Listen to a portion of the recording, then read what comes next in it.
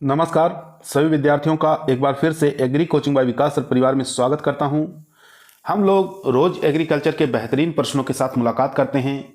जैसा कि आप लोगों को पता है, कृषि विज्ञान से संबंधित जितने भी एग्जाम होते हैं, चाहे भर्ती परीक्षा हो, चाहे कॉम्पिटिटिव एग्जाम हो, चाहे UPTA, IBPS, agriculture supervisor, cane supervisor, Uttar Pradesh TGT, PGT, जो भी इस तरीके के एग्जाम होते हैं उनकी तैयारी से संबंधित प्रश्नों को हम शाम को रोजाना 8 बजे लेकर आते हैं। प्यारे विद्यार्थियों, जितने भी आप लोग हमारे चैनल से जुड़े हुए हैं, सबका हम एग्री कोचिंग बाय विकास सर परिवार में स्वागत करते हैं। आज की जो क्लास हमारी रहने वाली है वो अनाज वाली फसलों से संबंधित प्रश्न रहेंगे, जो कि एग्जाम में जहाँ जहाँ से क्वेश्चन पूछे गए हैं अनाज वाली फसलों से, उन प्रश्नों को आज हम लोग सॉल्व करेंगे और एग्रीकल्चर टीए के एग्जाम के लिए बहुत ही मोस्ट और इम्पोर्टेंट प्रश्न साबित होने वाले हैं। तो चलिए शुरू करेंगे अपने फर्स्ट क्वेश्चन से। फर्स्ट क्वेश्चन कह रहा है, मक्के में ऊतक संश्लेषण हेतु लिया जाता है ऊपर से तीसरी पत्ती, नीचे से तीसरी पत्ती, या ऊपर से तीसरी और चौथी पत्ती, या ऊपर से चौथी और पांचवी पत्ती। तो मक्के में ऊतक संश्लेषण हेतु कौन सी पत्ती का प्रयोग में लेते हैं? तो यहाँ पर जो राइट आंसर हो जाएगा सी ऑप्शन, ऊपर से तीसरी और चौथी पत्ती का प्रयोग में लिया जाता है। सी ऑप्शन यहाँ पर राइट आंसर हो जाएगा दोस्तों। और भी देख लेते हैं इसके बारे में। यहाँ देख सकते हैं, मक्का में ऊतक संश्लेषण हेतु निम्न तरह से लेते हैं, जैसे नरमंजरी निकलने से पूर्व विकसित पत्तियाँ, सिल्क निकलने की अवस्था तक सभी पत्तियाँ, मक्के में ऊतक संश्लेषण हेतु ऊपर की तीसरी और चौथी पत्ती का नमूना इकट्ठा करते हैं। तो इन सब चीज़ों को आपको याद रखना है। क्वेश्चन नंबर देखेंगे 49 नंबर क्वेश्चन आपकी स्क्रीन पर आ चुका है। क्वेश्चन कह रहा है, बॉटनिकल नेम ऑफ ओट। ओट का आपको बॉटनिकल नेम बताना है, क्या होता है? ओराइजा सेटाइवा होता है, एविना स्टाइवा होता है, या हॉर्डियम वाल्गेयर होता है, या टेट्रिकम स्टाइवम होता है। तो यहाँ पर जो राइट आंसर हो जाएगा दोस्तों वो हो जाएगा बी ऑप्शन, एविना स्टाइवा। ठीक है, बी ऑप्शन यहाँ पर राइट आंसर हो जाएगा। अगर यहाँ पर राइस का पूछे तो याद रखेंगे ओराइजा सेटाइवा, बार्ले का पूछे हॉर्डियम वाल्गेयर, वीट का पूछे गेहूं का टेट्रिकम स्टाइवम, और यहाँ पर वाइल्ड ओट का पूछे तो एविना फतुआ। ठीक है, इन सबको आपको याद रखना है। यहाँ से क्वेश्चन बहुत बार पूछा गया, ये देख सकते हैं 2022 में ये क्वेश्चन पूछा गया है। चलते हैं क्वेश्चन नंबर 40 पर। 40 नंबर क्वेश्चन आपकी स्क्रीन पर आ चुका है। क्वेश्चन कह रहा है, धान की पौध मिट्टी रहित माध्यम से उगाने की विधि को क्या कहते हैं? क्वेश्चन को ध्यानपूर्वक पढ़ लीजिए। धान की पौध मिट्टी रहित माध्यम से उगाने की विधि को क्या कहते हैं? यहाँ पर मिट्टी रहित पूछ रहा है, तो इस विधि को किस नाम से जानते हैं? चलिए ऑप्शन देख लेते हैं। चारों ही ऑप्शन दोस्तों आपकी स्क्रीन पर आ चुके हैं, ध्यानपूर्वक पढ़ेंगे, आंसर देंगे। यहाँ पर फर्स्ट ऑप्शन है गीली विधि, दूसरी सूखी विधि, गीली और सूखी दोनों विधि, या डेपोग।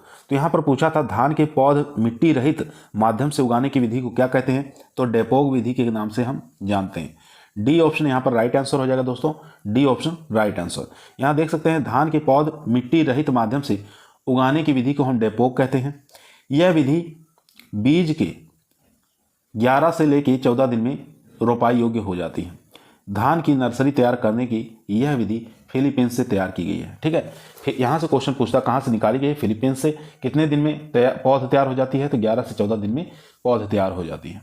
क्वेश्चन नंबर देखेंगे 41 नंबर क्वेश्चन कह रहा है, भारत में विकसित पहली बौनी चावल की प्रजाति कौन सी है?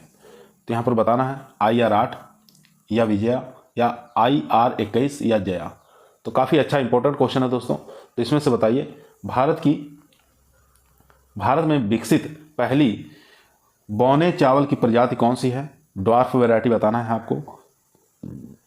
तो यहाँ पर 41 का जो राइट आंसर हो जाएगा दोस्तों वो हो जाएगा डी ऑप्शन, जया। ठीक है, जया यहाँ पर राइट आंसर हो जाएगा। डॉक्टर शास्त्री द्वारा विकसित भारत में राइस प्रोग्राम के तहत प्रथम चावल प्रजाति के रूप में जया विकसित की गई, जो कि IR8 और TN1 की अपेक्षा उत्पादन के मामले में जया अधिक सफल हुई विकसित वैरायटी है। इसलिए इसको क्या कहा जाता है? भारत में इसको जादुई धान के नाम से जाना जाता है।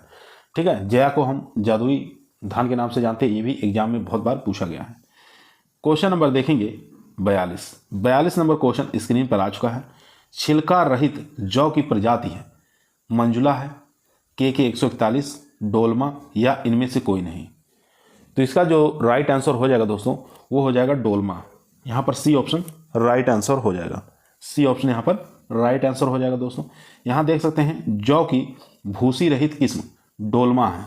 डोलमा किस्म हिमाचल प्रदेश और उत्तर प्रदेश की पहाड़ियों के माध्यम से ऊंचाई वाले वर्षा सिंचित क्षेत्रों में उगाने के लिए उपयुक्त है। यह लगभग 140 से 150 दिन में पककर तैयार हो जाती है। यहाँ पर पकने की दिन भी पूछ सकता है, कितने दिन में पककर तैयार होती है, तो 140 से 150 दिन में तैयार हो जाती है। यह पीले रस्ट के प्रति हल्की प्रतिरोधी है, याद रखेंगे। तो ये सब इंपॉर्टेंट चीज़ें हैं, इनको आप लोग पढ़ लीजिएगा। क्वेश्चन नंबर देखेंगे 43 नंबर क्वेश्चन कह रहा है राजकिरण किसकी नेमाटोड प्रतिरोधी प्रजाति है। राजकिरण आपको बताना है किसकी नेमाटोड प्रतिरोधी प्रजाति है। जौ की है, गेहूं की है, राई की है या टमाटर की है।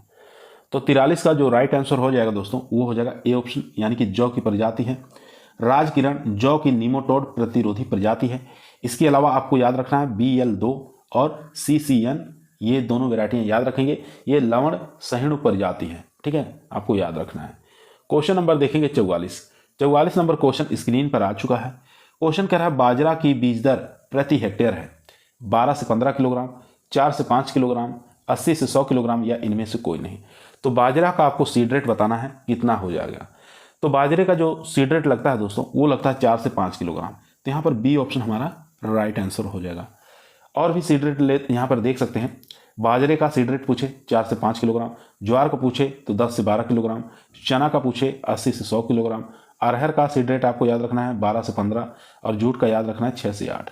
यहाँ से भी बहुत बार एग्जाम में क्वेश्चन पूछे गए हैं। यहाँ देख सकते हैं उत्तर प्रदेश PGT 2021 में यहाँ से क्वेश्चन पूछा गया था।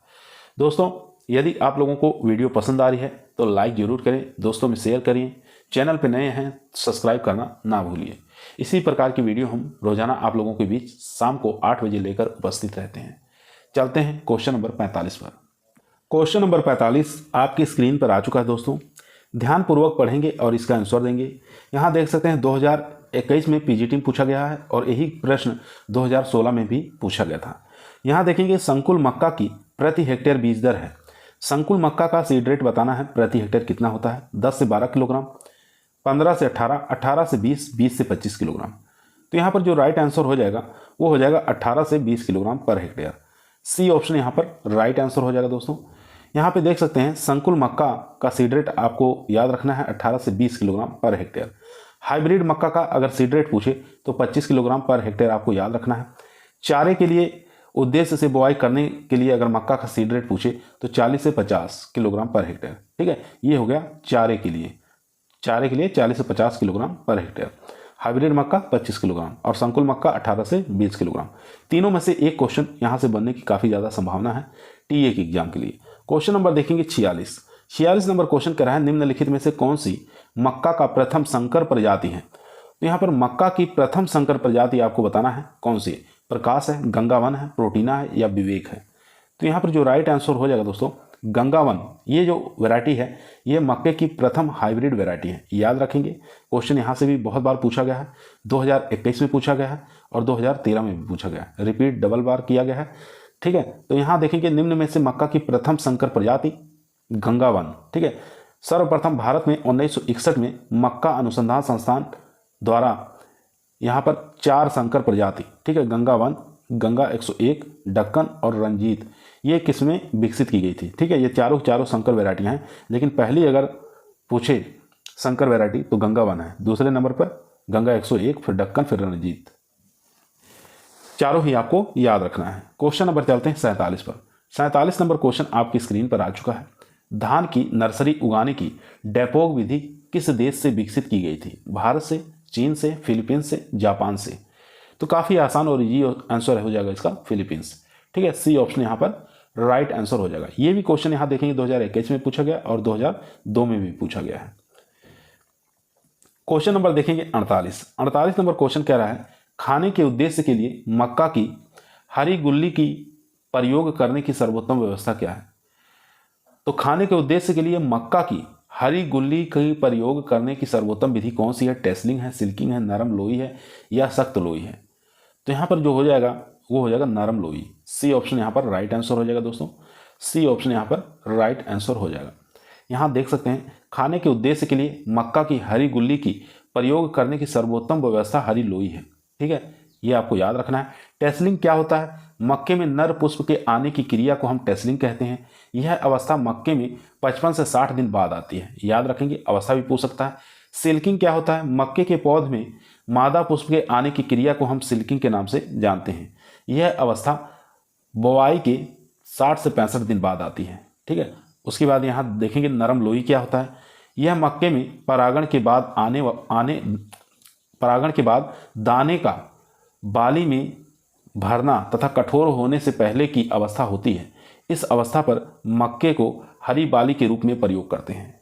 ठीक है, इसी को हम क्या कहते हैं? नरम लोई के नाम से जानते हैं। यानी कि मक्का है, मक्का में परागण करने के बाद दाने का बाली में भरना और कठोर होने से पहले की अवस्था जो होती है, इसी को हम नरम लोई के नाम से जानते हैं। ठीक है, तो इसका संबंध भी पूछ सकता है किससे है, तो मक्का आपको याद रखना है।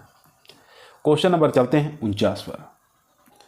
क्वेश्चन नंबर 53 आपकी स्क्रीन पर आ चुका है दोस्तों। क्वेश्चन कह रहा है गेहूं की कटाई करते समय नमी का प्रतिशत होना चाहिए। ठीक है, एक मिनट दोस्तों, उससे पहले और भी क्वेश्चन है उनको देख लेते हैं। 49 नंबर क्वेश्चन हमारा स्क्रीन पर आ चुका है।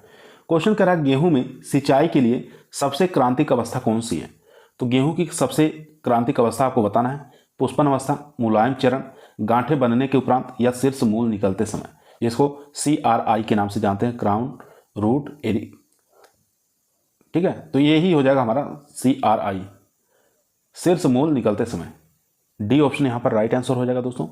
डी ऑप्शन यहां पर राइट आंसर हो जाएगा। क्वेश्चन नंबर देखेंगे, यहां पर और भी अवस्थाएं दी हुई हैं। एक तरफ फसलों का नाम दिया हुआ है, एक तरफ क्रांतिक अवस्थाएं दी हुई हैं। तो यहां पर गेहूं की देखेंगे शीर्ष मूल निकलते समय, धान की क्रांतिक अवस्था देखेंगे पेनिकल निकलते समय, या कह सकते हैं मिल्किंग स्टेज दुग्धावस्था। ज्वार और बाजरा दोनों का पुष्प निकलते समय, ठीक है, ये होती है क्रांतिक अवस्था। मक्का का क्रांतिक अवस्था देखेंगे सिल्क निकलते समय तथा टेसल निकलते समय। सोयाबीन की क्रांतिक अवस्था देखेंगे पुष्प अवस्था तथा फली भरते समय। तो ये सब अवस्थाएं विभिन्न फसलों की आपको याद रखना है सिंचाई की। ठीक है, यहाँ से एग्जाम में बहुत बार क्वेश्चन पूछा जाता है। यहाँ पे देख सकते हैं 2016 में, 2013 में, 2018, 2010, 2005, 2004, 2009 बहुत बार एग्जामों में ये क्वेश्चन रिपीट हुआ है। तो आपको याद रखना है गेहूं की जो क्रांतिक अवस्था है वो शीर्ष मूल निकलते समय आपको याद रखना है। CRI अवस्था इसको कहा जाता है। क्वेश्चन नंबर देखेंगे 50 नंबर क्वेश्चन कह रहा है कि 2n, यहाँ पर देखेंगे सामान्य रोटी गेहूँ जिसमें 2n बराबर 42 है, वह हेक्साप्लॉइड है या डिप्लॉइड है, टेट्राप्लॉइड है या मोनोप्लॉइड है। तो सामान्य रोटी जिसका नाम होता है, वैज्ञानिक नाम टेट्रिकम स्टाइवम नाम होता है, तो उसका क्रोमोसोम नंबर 2n बराबर 42 होता है। तो उसको किस नाम से जानते हैं? तो यहाँ पर राइट आंसर हो जाएगा ए ऑप्शन, हेक्साप्लॉइड के नाम से जानते हैं। ए ऑप्शन यहाँ पर राइट आंसर हो जाएगा। ठीक है, ए ऑप्शन यहाँ पर राइट आंसर हो जाएगा। यहाँ पे देख सकते हैं सामान्य रोटी जो होती है जिसको हम ब्रेड व्हीट के नाम से जानते हैं, वो हेक्साप्लॉइड होते हैं। ठीक है, उनका क्रोमोसोम नंबर 2n बराबर 42 होता है। टेट्रिकम स्टाइवम उसका वैज्ञानिक नाम होता है। ड्यूरम की बात करें जिसको मैक्रोनी गेहूं के नाम से जानते हैं, उसका वैज्ञानिक नाम होता है टेट्रिकम ड्यूरम होता है। ठीक है, वो टेट्राप्लॉइड होता है और इसका क्रोमोसोम नंबर 2n बराबर 28 होता है। यह सूजी बनाने के रूप में और सेवइयां बनाने के रूप में प्रयोग में लाया जाता है। इमर गेहूं की बात करें तो टेट्रिकम डाइकोकम जो होता है इसको इमर गेहूं के नाम से जानते हैं। ये टेट्राप्लॉइड होता है, इसका क्रोमोसोम नंबर 2n बराबर 28 होता है। ठीक है, इसके बाद एक और यहाँ पर देखेंगे टेट्रिकम मोनोकोकम, तो इसका 2n बराबर 14 होता है। ठीक है, डिप्लॉइड व्हीट होता है, ये भी आपको याद रखना है। क्वेश्चन नंबर देखेंगे 51 नंबर क्वेश्चन कह रहा है बीजीए के उत्पाद के लिए आवश्यक है। कौन सी फसल के लिए बीजीए जो है उत्पादन के लिए आवश्यक मानी जाती है? गन्ना है, धान है, गेहूं है या मक्का?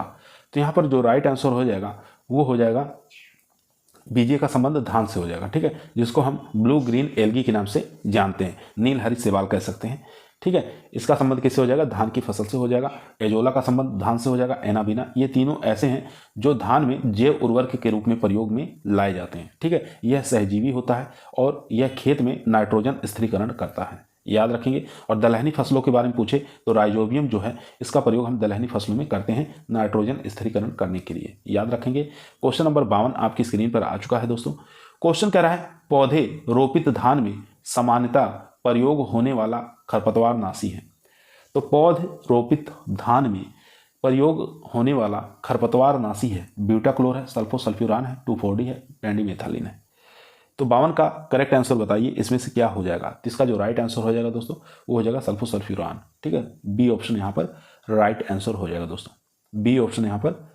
एक मिनट दोस्तों, क्वेश्चन नंबर 52 है, तो इसका जो सही आंसर हो जाएगा 52 का वो हो जाएगा ए ऑप्शन, ब्यूटाक्लोर का प्रयोग करते हैं। ठीक है, धान में किसका प्रयोग करते हैं, ब्यूटाक्लोर का। ए ऑप्शन यहाँ पर राइट आंसर हो जाएगा दोस्तों। यहाँ देख सकते हैं पौधे रोपित धान में सामान्यतः ब्यूटाक्लोर, जिसको हम मेचेटी के नाम से जानते हैं, 5% और ग्रेन्यूल 30 से 40 किलोग्राम प्रति हेक्टेयर रोपाई के 3 से 4 दिन के अंदर प्रयोग करना चाहिए।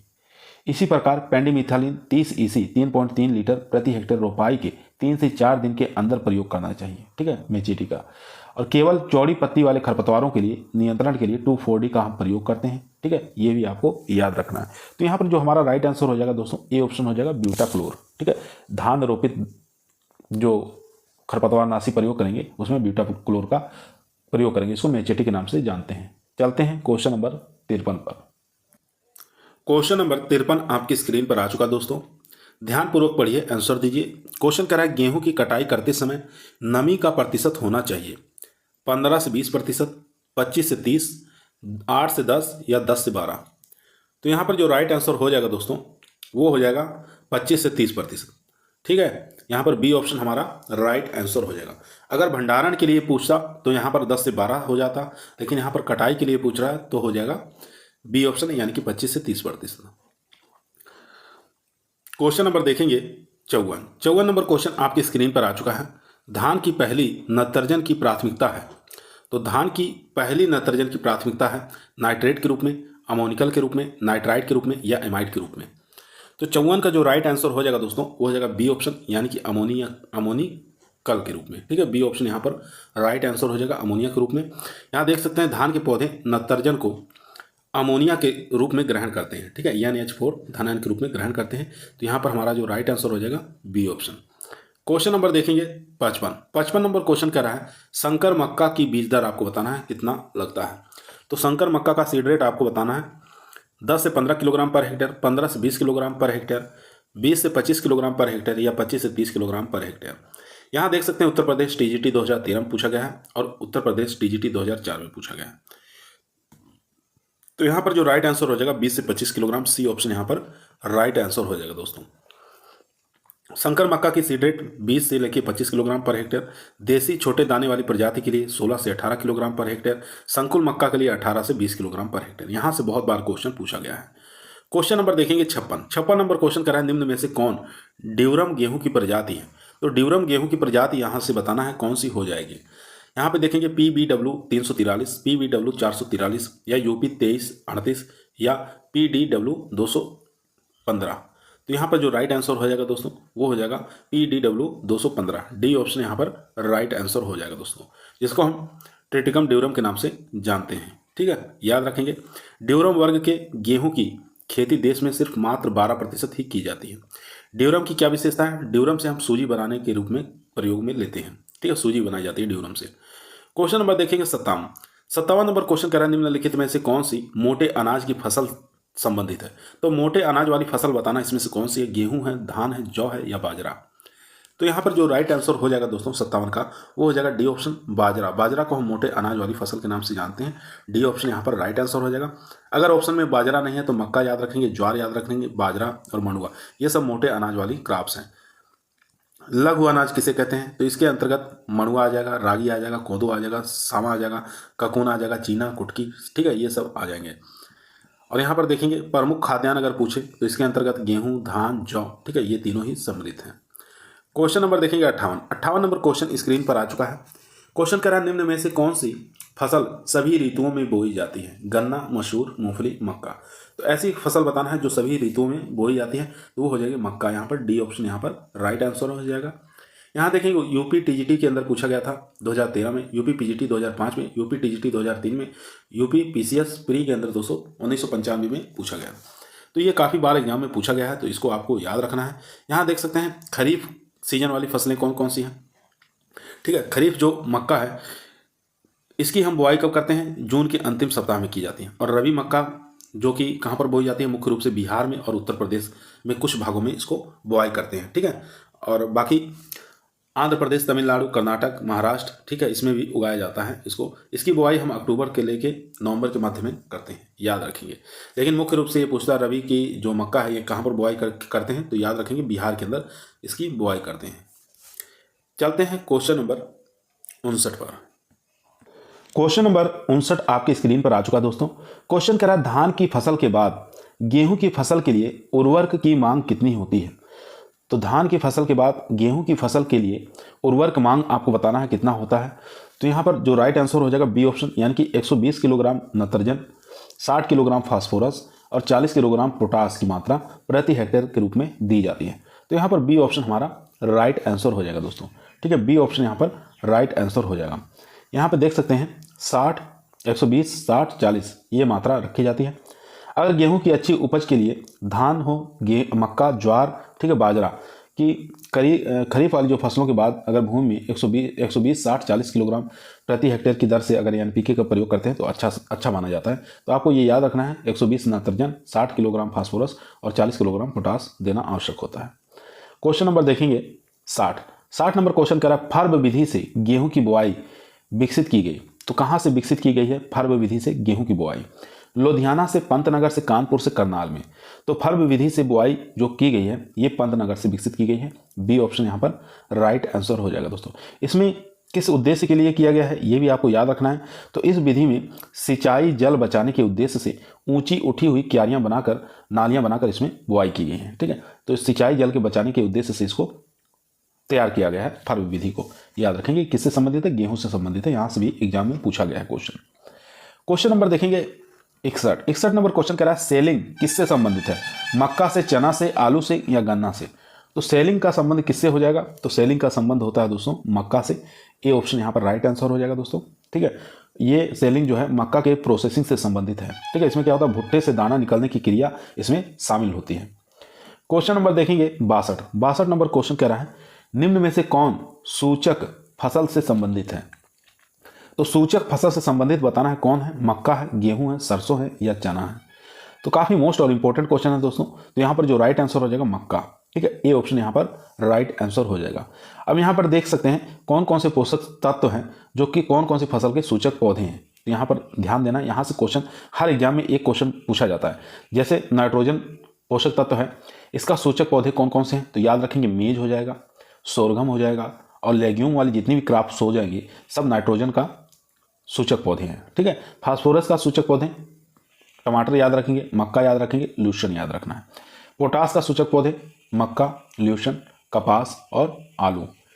और सल्फर का ल्यूशन, ठीक है, क्लोवर, टी, ये सब सल्फर का सूचक पौधे हैं। जेडन की बात करें मेज हो जाएगा, आलू हो जाएगा, टमाटर हो जाएगा, टमाटो और पोटैटो, ठीक है। ये जेडन के सूचक हैं। यमयन और सीयू के सूचक, ठीक है। सिट्रस वाले जितने फ्रूट्स होते हैं वो यमयन और सीयू के सूचक पौधे हैं। बोरान की बात करेंगे तो ल्यूशन, कोकोनट और गुआवा, ये सब जो हैं बोरान तत्व के सूचक पौधे माने जाते हैं। और उसके बाद यहाँ पर यम-ओ मोलिब्डेनम की बात करेंगे तो कैलीफ्लावर और केबेज, ठीक है, दोनों ही यम-ओ के सूचक पौधे माने जाते हैं। यहाँ से बहुत बार एग्जामों में क्वेश्चन आया हुआ है, तो इसको आप लोग रट लीजिए एकदम। यहाँ से 1 नंबर आपका फिक्स हो जाएगा, पक्का हो जाएगा। क्वेश्चन नंबर 2 देखेंगे 63 नंबर क्वेश्चन कर रहा है धान में खैरा रोग की रोकथाम के लिए किस चीज का छिड़काव किया जाता है? ठीक है, काफी अच्छा इंपॉर्टेंट क्वेश्चन है, बहुत बार एग्जामों में आया हुआ है। तो धान में खैरा रोग के रोकथाम के लिए किस पोषक तत्व का छिड़काव किया जाता है? चलिए चारों ऑप्शन देख लेते हैं। चारों ही ऑप्शन दोस्तों आपके स्क्रीन पर आ चुका है। बोरेक्स है, कॉपर सल्फेट, जिंक सल्फेट या कैल्शियम सल्फेट। तो यहाँ पर जो राइट आंसर हो जाएगा वो हो जाएगा जिंक सल्फेट। सी ऑप्शन यहाँ पर राइट आंसर हो जाएगा दोस्तों, सी ऑप्शन यहाँ पर राइट आंसर हो जाएगा। यहाँ पे देख सकते हैं एग्जाम में यहाँ से क्वेश्चन बने हैं। खैरा रोग धान में जस्ते की कमी के कारण होता है। इस रोग की खोज गोविंद बल्लभ पंत कृषि विश्वविद्यालय पंतनगर से की गई थी। यह रोग पत्तियों के कत्थई रंग के, ठीक है, धब्बे पड़ जाते हैं और इसकी रोकथाम के लिए खड़ी फसल में 5 किलोग्राम जिंक सल्फेट, 2.5 किलोग्राम बुझा हुआ चूना और 2% यूरिया मिलाकर 1000 लीटर पानी में घोल बनाकर इसका छिड़काव करते हैं। पहला छिड़काव रोपाई के या बुआई के 10 दिन बाद, दूसरा छिड़काव 10 से लेकर 15 दिन बाद करना चाहिए। और बुआई के पहले क्या करना है, मिट्टी में 25 किलोग्राम प्रति हेक्टेयर की दर से जिंक सल्फेट मिला देना चाहिए। ठीक है, इस प्रकार से हम इसकी रोकथाम कर सकते हैं। क्वेश्चन नंबर 64 आपकी स्क्रीन पर आ चुका है दोस्तों। 64 नंबर क्वेश्चन कह रहा है इनमें से किस फसल की सघनता अधिक है। तो फसल की सघनता पूछ रहा है किसकी अधिक है, मक्का की है, धान की है, गेहूं की है या ज्वार की है। तो यहाँ पर जो राइट आंसर हो जाएगा दोस्तों वो हो जाएगा बी ऑप्शन, धान की। बी ऑप्शन यहाँ पर राइट आंसर हो जाएगा। यहाँ देख सकते हैं धान की सघनता सबसे अधिक है 20 × 10 सेंटीमीटर, और यहाँ पर 22.5 × 10, 60 × 20, 45 × 20। तो सबसे सघन पूछा है किसकी हो जाएगी, तो धान की हो जाएगी। क्वेश्चन नंबर देखेंगे 65 नंबर क्वेश्चन स्क्रीन पर आ चुका है। निम्न में से कौन सुमेलित नहीं है। यहाँ पर नहीं बताना है कौन सा सुमेलित नहीं है। फसल और प्रजाति का नाम दिया हुआ, गेहूं की वैरायटी क्या C306 है, एकदम सही है। जौ की प्रजाति क्या ज्योति है, ये भी ठीक है। गन्ना की प्रजाति CO 1148 है, ये भी ठीक है। लेकिन यहाँ देखेंगे HD 2285, ये जो वैरायटी है ये चने की नहीं है, ये गेहूं की वैरायटी है। ठीक है, गेहूं की वैरायटी है, याद रखेंगे। तो यहाँ पर इनकरेक्ट पूछा था, डी ऑप्शन हमारा राइट आंसर हो जाएगा दोस्तों। डी ऑप्शन यहाँ पर राइट आंसर हो जाएगा। HD 2285 जो है ये गेहूं की वैरायटी है। इसका औसतन उपज 36 से लेकर 40 क्विंटल प्रति हेक्टेयर मिल जाता है। ठीक है, यह जो वैरायटी है IARI नई दिल्ली द्वारा विकसित की गई है, काफ़ी अच्छी वैरायटी मानी जाती है। यह 134 से लेकर 136 दिन में पककर तैयार हो जाती है। ठीक है, इससे हम ब्रेड बना सकते हैं, चपाती बनाने के रूप में इसका प्रयोग किया जाता है। क्वेश्चन नंबर देखेंगे 66 नंबर क्वेश्चन कर रहा है धान के खेत से कौन सी गैस निकलती है। बहुत ही आसान, बहुत ही इजी क्वेश्चन है, और जितना इजी क्वेश्चन है उतनी ही बार एग्जामों में यहाँ पूछा गया। यूके PCS में पूछा गया 2020 में, यूपी PGT में पूछा गया, 13 में पूछा गया, 10 में पूछा गया, 2002 में पूछा गया, यूपी PCS प्री में पूछा गया 2001 में। तो यहाँ पर जो राइट आंसर हो जाएगा दोस्तों वो हो जाएगा मीथेन, यानी कि बी ऑप्शन यहाँ पर राइट आंसर हो जाएगा दोस्तों। बी ऑप्शन यहाँ पर राइट आंसर हो जाएगा। यहाँ देख सकते हैं धान के खेत में मीथेन गैस निकलती है। मीथेन के अन्य स्रोत भी हैं, गीली भूमियाँ, प्राकृतिक गैस, जैव पदार्थों का जलना, धान की खेती और जैव पदार्थों का सड़ना, पशुधन। ठीक है, यहाँ से हमको मीथेन गैस मिल जाती है। कृषिगत स्रोत कौन से हैं, धान की खेती, पशुओं का पाचन क्रिया और खाद बनाना, यहाँ से भी क्या होता है मीथेन गैस का मिलना। ठीक है, एक स्रोत है। उसके बाद यहाँ देखेंगे क्वेश्चन नंबर 67 नंबर क्वेश्चन कह रहा है गेहूं की फसल के विकास के लिए उचित तापमान है। तो गेहूं के फसल के विकास के लिए अच्छा टेम्परेचर कितना माना जाता है, 10 से 15, 20 से 25, 30 से 35, 35 से 40। तो यहाँ पर जो राइट आंसर हो जाएगा दोस्तों वो हो जाएगा, काफ़ी अच्छा क्वेश्चन है, वो हो जाएगा बी ऑप्शन, 20 से 25 डिग्री सेंटीग्रेड। बी ऑप्शन यहाँ पर राइट आंसर हो जाएगा। ठीक है, अगर फुटान के लिए पूछें तो फुटान के लिए 16 से लेके 20 डिग्री सेंटीग्रेड तापमान की आवश्यकता पड़ती है दाने फुटान के लिए। ठीक है, ये यहाँ से भी क्वेश्चन बहुत बार पूछा गया है। अगर पूछे उपयुक्त टेम्परेचर कितना चाहिए तो 23 से 25 डिग्री सेंटीग्रेड तापमान फसल उत्पादन के लिए अच्छा माना गया है। ठीक है, तो यहाँ पर जो राइट आंसर हो जाएगा बी ऑप्शन। चलते हैं क्वेश्चन नंबर 68 पर। दोस्तों यदि आप लोगों को वीडियो पसंद आ रही है तो लाइक जरूर करें, दोस्तों में शेयर करें, चैनल पे नए हैं तो सब्सक्राइब करना ना भूलिए। क्वेश्चन नंबर 68 आपके स्क्रीन पर आ चुका है। गेहूं की CRI अवस्था आती है, कितने दिन बाद आती है CRI अवस्था, ये आपको बताना है। 10 से 15 दिन, 20 से 25 दिन, या 35 से 40, या 45 से 50 दिन बाद। तो यहाँ पर जो राइट आंसर हो जाएगा दोस्तों वो हो जाएगा बी ऑप्शन, 20 से 25 दिन बाद बुआई के CRI अवस्था आ जाती है। CRI का पूरा नाम होता है क्राउन रूट इनिटिएशन स्टेज। ठीक है, इसका पूरा नाम होता है। यह अवस्था बुआई के 20 से 25 दिन बाद आ जाती है। क्वेश्चन नंबर देखेंगे 69 नंबर क्वेश्चन कह रहा है नॉरिन 10 एक बौना जीन है, धान का है, ज्वार का है, गेहूं का है या कपास का है। तो यहाँ भी ये भी क्वेश्चन बहुत बार पूछा गया है PGT के अंदर, PCS के अंदर। ठीक है, तो यहाँ पर जो राइट आंसर हो जाएगा 69 का वो हो जाएगा सी ऑप्शन, यानी कि गेहूं का। सी ऑप्शन यहाँ पर राइट आंसर हो जाएगा। जापान में नॉरिन श्रृंखला वाली गेहूं की प्रजातियों से नॉरिन नामक बौनी जीन को अलग कर लिया गया और इसको नॉरिन 10 नाम से एक छोटी प्रजाति गेहूं की विकसित की गई। याद रखेंगे कहाँ से, जापान से। क्वेश्चन नंबर देखेंगे 70 नंबर क्वेश्चन कर रहा है भारतीय वैज्ञानिकों ने अमेरिकी वैज्ञानिकों से किस प्रकार से गेहूं की जाति का बीज प्राप्त किया, मध्यम बढ़ने वाले, बौनी जाति, लंबी जाति या रोमयुक्त जाति। तो सब लोग जानते हैं बौनी जातियों का विकास हुआ जिससे हरित क्रांति आई। ठीक है, बी ऑप्शन यहाँ पर राइट आंसर हो जाएगा दोस्तों। बी ऑप्शन यहाँ पर राइट आंसर हो जाएगा। यहाँ देख सकते हैं भारतीय वैज्ञानिकों ने अमेरिकी वैज्ञानिक से बौनी जातियों का गेहूं प्राप्त किया। भारत में सर्वप्रथम बौनी गेहूं की किस्म 1963 में आई। शुरू में सोनारा 63, सोनारा 64, लार्मा रोजा 64, ठीक है, मायो 64, ये सब किस्में भारत में लाई गई। क्वेश्चन नंबर देखेंगे 71 नंबर क्वेश्चन कह रहा है फसल के दानों को पुष्टिकर बनाने में पौध के तनों से संचित कार्बोहाइड्रेट का योगदान कितने प्रतिशत होता है? 20 से 25%, 10 से 20, 5 से 10 या 8 से 10? तो यहाँ पर राइट आंसर हो जाएगा 71 का, वो हो जाएगा ए ऑप्शन 20 से 25%। फसल के दानों को पुष्टिकर बनाने में पौधों के तनों से संचित कार्बोहाइड्रेट का योगदान 20 से 25% होता है। ठीक है, ए ऑप्शन यहाँ पर राइट आंसर हो जाएगा। क्वेश्चन नंबर देखेंगे 72 नंबर क्वेश्चन कर रहा है मक्का की जल मांग आपको बताना है कितना है? 15.6 हेक्टेयर सेंटीमीटर, 20.4 या 25.6 हेक्टेयर सेंटीमीटर या 12.3 हेक्टेयर सेंटीमीटर। तो यहाँ पर जो राइट आंसर हो जाएगा ए ऑप्शन, मक्का की जलमांग जो है 15.6 हेक्टेयर सेंटीमीटर है। ए ऑप्शन यहाँ पर राइट आंसर हो जाएगा दोस्तों। ठीक है, याद रखेंगे, बहुत बार एग्जाम में क्वेश्चन पूछा गया है। उसके बाद क्वेश्चन नंबर देखेंगे 73, धान की फसल में लेह किया जाता है जल हानि को कम करने के लिए, खरपतवार नियंत्रण के लिए, 1 से 2 दिनों के लिए या इनमें से नहीं? तो यहाँ पर राइट आंसर हो जाएगा सी ऑप्शन। ठीक है, यानी कि 1 से 2, 1 और 2, ठीक है, दोनों के लिए है। जल हानि को कम करने के लिए और खरपतवार नियंत्रण के लिए, दोनों के लिए हम क्या करते हैं? लेह की क्रिया करते हैं, किसमें? धान के अंदर, याद रखेंगे। तो यहाँ पर सी ऑप्शन हमारा राइट आंसर हो जाएगा दोस्तों। चलते हैं क्वेश्चन नंबर 74 पर।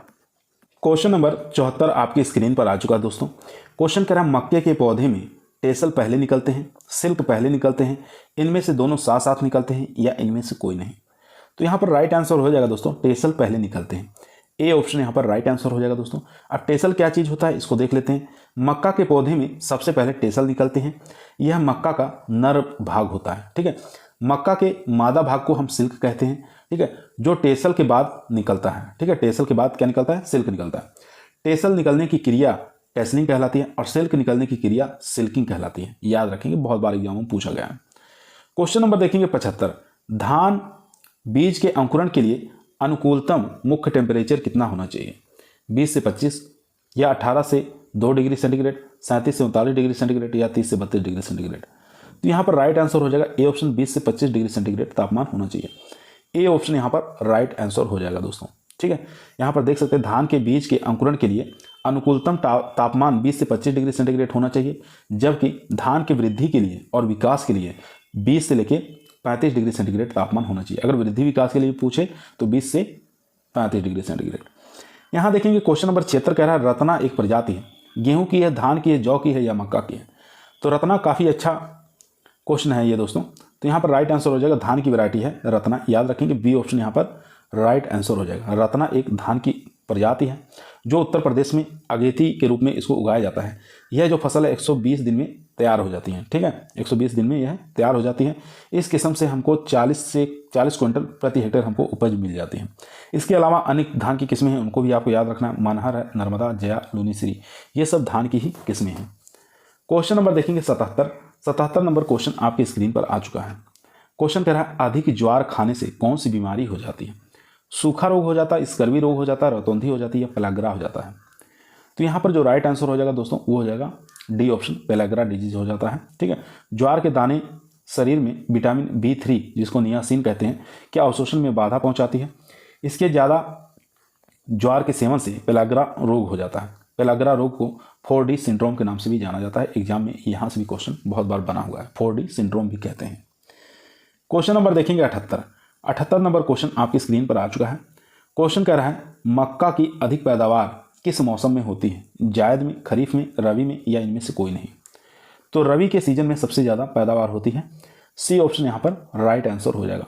मक्का को हम तीनों ऋतुओं में हम उगा सकते हैं, चाहे रबी हो, चाहे खरीफ हो, चाहे जायद, तीनों सीजन में हम इसकी बुआई कर सकते हैं। लेकिन अधिक पैदावार की बात यहाँ पर किया है तो रबी में अधिक पैदावार हमको मिल जाता है। ठीक है, क्वेश्चन नंबर देखेंगे 79 नंबर क्वेश्चन स्क्रीन पर आ चुका है, जो कि आज के हमारे इस क्लास का लास्ट क्वेश्चन रहेगा। इसके आगे के प्रश्न कल फिर 8 बजे आप लोगों के बीच में लेके आएंगे।